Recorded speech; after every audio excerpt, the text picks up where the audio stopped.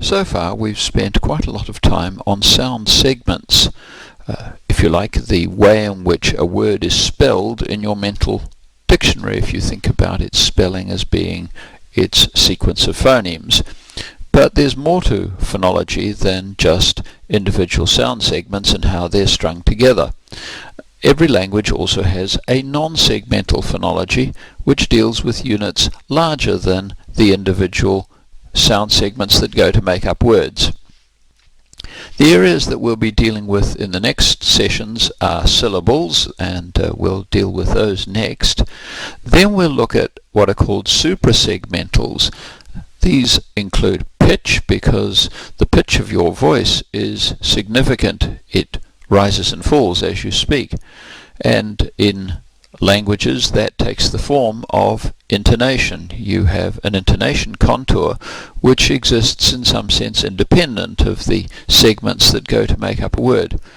And then we'll have a look at stress, because stress patterns exist in languages. Some syllables receive more stress, some receive less stress. Well, the IPA has a way of dealing with all of this, and it deals with it by having another bunch of little symbols. It has two kinds of stress marks. A high little bar at the beginning of a syllable indicates that this syllable has high stress, primary stress, and one at the front of the syllable but lower down indicates secondary stress. No mark at all indicates no stress. There are marks for vowel lengths. There are marks for very short, short and long. There are marks for a syllable break. A little dot between the syllables indicates a syllable break. And then there are ways of indicating that intonational groups are being formed by putting particular lines in. And we'll have a look at quite a lot of this as we go. Let's have a look at what you know again, because it's been an interesting exercise to find out how much you already know. Try putting a low dot, the one that the IPA would use, between the syllables in the word technical. Where would the little dots go? What about lengthen? Where would you put the dots? How many syllables are there, and where are their boundaries? What about the word industry? Let's have a look at how you get on. Technical, technical, technical, technical, technical. How many syllables? Lengthen, lengthen. How many syllables, and where is the boundary? Industry. How many syllables, and where is the boundary? Well, this is possible, isn't it? Technical. 3 syllables, and there are the boundaries, the little dots at the bottom. Lengthen, lengthen. That's possible, isn't it? Industry is possible, or so is industry. In fact, so is industry.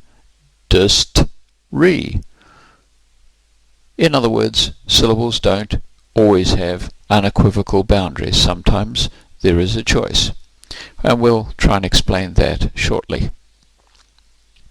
But the important thing at this point is to note that you as a native speaker, and all native speakers, have intuitions about where syllable boundaries are.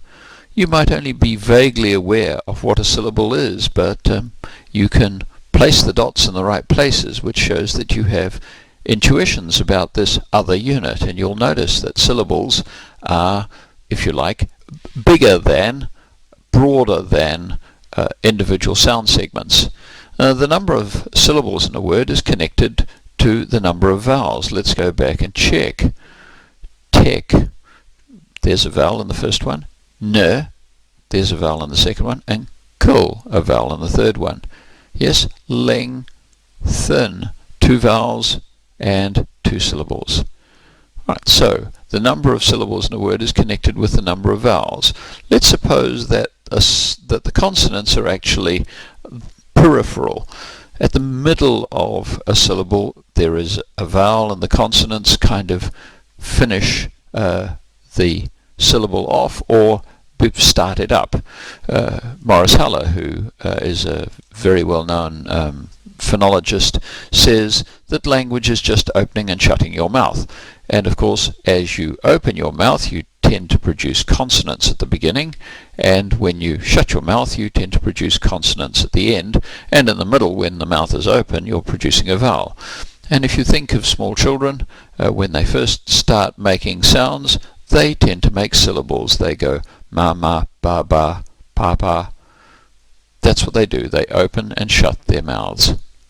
Sometimes we've found that a consonant can belong to either of two adjoining syllables, and there is a choice to be had. Well, this takes us back to phonotactics. You remember we looked earlier at sequences of phonemes that are in order, that are licensed, if you like, by the language, and other sequences that are not. Syllable structure and phonotactics are intimately related.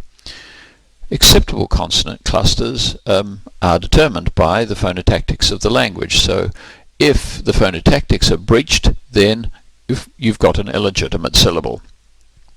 SKR is okay in English, as in scream and scratch. That's a permissible syllable initial consonant cluster, but S followed by B followed by L is not. So any syllable that has those consonants at the beginning of it is not going to be a legitimate syllable. Now, that isn't true of all languages. There are languages which only permit a single consonant at the beginning. In some cases that consonant might be optional, so that all you get is a vowel and no consonant may appear at the beginning. So let's have a look at that. Why is this bad? Obscure. Well, B followed by S followed by K is not a permissible syllable initial consonant cluster. You just can't produce obscure. That's not English. Now you can say it, remember. It isn't that this can't be said, it's just that English doesn't allow it. Infiltrate. Ultre is also bad.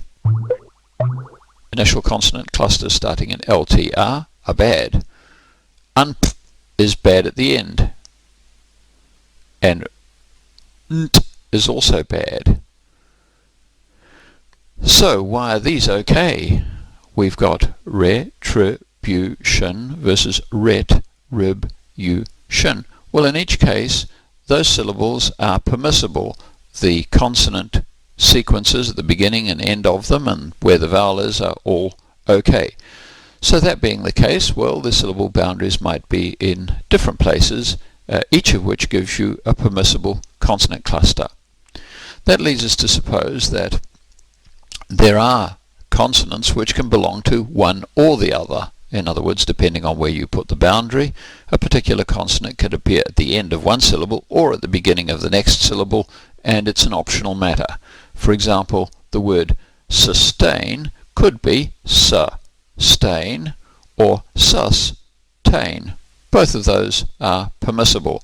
Consonants of that sort are called ambisyllabic because they can belong to one or other of two syllables.